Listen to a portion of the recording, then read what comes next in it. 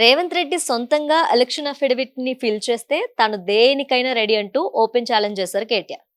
జీవితంలో ఒక పోటీ పరీక్షను రాశాడా, పోనీ ఒక ఇంటర్వ్యూకి అటెండ్ అయ్యాడా అని రేవంత్ రెడ్డిపై కౌంటర్ల మీద కౌంటర్లు విసిరారు. నకలు కొట్టి పాస్ అయినోడివి, గోడల మీద సున్నం వేసుకుని బ్రతికినోడివి, పిల్లల గురించి నీకేం తెలుసు, ఎంతసేపు పిల్లల మీద ఏడవడమేనా అంటూ ప్రెస్ మీట్ లో ఫుల్ ఫైర్ అయ్యారు.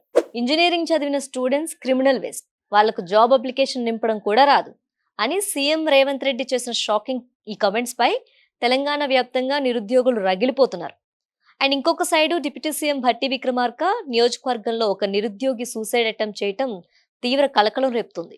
ఈ ఇష్యూపై BRS working president KTR Revanth రెడ్డికి ఇచ్చిన రోస్ట్ కౌంటర్లు సోషల్ మీడియాలో విపరీతంగా ట్రెండ్ అవుతున్నాయి. ప్రెసెంట్ తెలంగాణలో నిరుద్యోగులు government job aspirants full frustration లో ఉన్నారు. దీనికి మెయిన్ రీజన్ ఏంటంటే CM Revanth Reddy engineering graduates పై చేసిన కొన్ని కామెంట్స్ రీజన్ అన్నమాట. ఇయర్లీ 1,10,000 మంది ఇంజనీరింగ్ గ్రాడ్యుయేట్ సర్టిఫికెట్లు తీసుకుంటున్నారు, కానీ వాళ్ళకి కనీసం ఒక జాబ్ అప్లికేషన్ కూడా సొంతంగా ఫిల్ చేయడం రాదు అని రేవంత్ కామెంట్స్ చేశారు. అంతేకాదు స్టూడెంట్స్ ని క్రిమినల్ వేస్ట్ ని తక్కువ చేసి మాట్లాడడం పెద్ద రచ్చకు దారితీస్తుంది. Police recruitment and job notifications పై నిరుద్యోగులు క్వశ్చన్ చేస్తే ఎంట్రీని తాగి రావండి అన్నట్లు మాట్లాడారు CM Revanth Reddy comments and notifications రాకపోవడంతో డిప్యూటీ సీఎం భట్టి విక్రమార్క నియోజకవర్గం ముదిగొండ మండలానికి చెందిన వేణుకుమార్ అనే నిరుద్యోగి ఆత్మహత్య యత్నం చేశాడు. గ్రూప్స్ ఎగ్జామ్స్ కి ప్రిపేర్ అవుతున్న అతడు కాంగ్రెస్ గవర్నమెంట్ వచ్చి 2 years అవుతున్నా సరే జాబ్ క్యాలెండర్ ఇవ్వలేదని ఫుల్ డిప్రెషన్ లోకి వెళ్ళిపోయాడు. ఇయర్లీ 2 లక్షల ఉద్యోగాలు ఇస్తామని హామీ ఇస్తే కష్టపడి గెలిపించాం, బట్ ఇప్పుడు కనీసం పట్టించుకోవటం లేదు అని తన సూసైడ్ నోట్ లో తన ఆవేదన వ్యక్తం చేశాడు వేణుకుమార్. మా అమ్మ మానసిక వికలాంగురాలు, నాన్న హెల్త్ బాలేదు, నేనే చూసుకోవాలి, ఇందిరమ్మ ఇల్లు కూడా ఇవ్వలేదు అంటూ ఆ లేఖలు రాసుకొచ్చాడు. తన సూసైడ్ నోట్ ని భట్టి విక్రమార్క రేవంత్ రెడ్డి, రాహుల్ గాంధీ వరకు చేర్చాలని రిక్వెస్ట్ చేశాడు. హాస్పిటల్లో క్రిటికల్ కండిషన్ లో ట్రీట్మెంట్ తీసుకుంటున్న వేణుకుమార్ ను మాజీ మంత్రి పువ్వాడ అజయ్ కుమార్ సహా బీఆర్ఎస్ లీడర్లు పరామర్శించారు. ఇక ఆ ఇన్సిడెంట్ పై రంగంలోకి దిగిన BRS working president KTR CM Revanth రెడ్డిపై మాస్ రేంజ్ లో రోడ్స్ తో విరుచుకుపడ్డారు.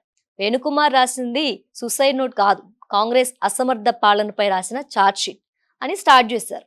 ఆ తర్వాత అమెరికాలో ఐటీ రంగాన్ని శాసిస్తున్న మన తెలంగాణ ఇంజనీర్లను పట్టుకొని క్రిమినల్ వేస్ట్ అంటావా, అసలు నీకు ఆ అధికారం ఎక్కడిది అని ఫైర్ అయ్యారు.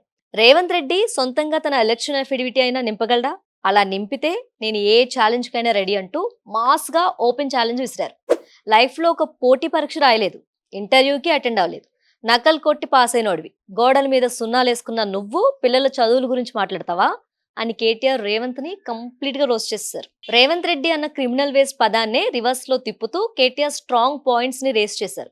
అత్యధిక క్రిమినల్ కేసులున్న వ్యక్తిని ముఖ్యమంత్రిని చేయటం క్రిమినల్ వేస్ట్, రాహుల్ గాంధీ రేవంత్ రెడ్డి ఇచ్చిన గ్యారంటీ కార్డులు క్రిమినల్ వేస్ట్ అని కౌంటర్ ఇచ్చారు.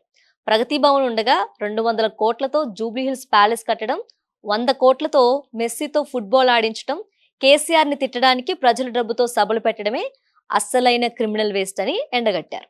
కేసీఆర్ హయాంలో ఒకేసారి 48,000 ఉద్యోగాలు ఇస్తే కాంగ్రెస్ గవర్నమెంట్ కేవలం 7,000 ఉద్యోగాలతో నిరుద్యోగులను మోసం చేసిందని కేటీఆర్ మండిపడ్డారు. సో ఫైనల్ గా రాహుల్ గాంధీ ఢిల్లీ నుంచి స్పందించి నిరుద్యోగి రాసిన సూసైడ్ లెటర్ కి రేవంత్ రెడ్డి సమాధానం చెప్పాలని బీఆర్ఎస్ డిమాండ్ చేస్తుంది.